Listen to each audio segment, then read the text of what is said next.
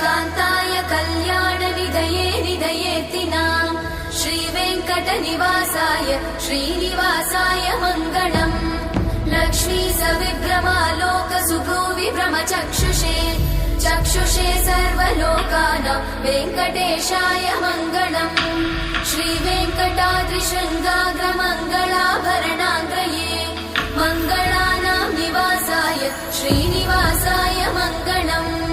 सर्वावयव सौन्दर्य सम्पदा सर्वचेतसां सदा सम्मोहनायास्तु वेङ्कटेशाय मङ्गलम्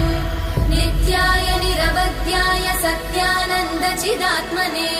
सर्वान्तरात्मने श्रीमद् वेङ्कटेशाय मङ्गलम्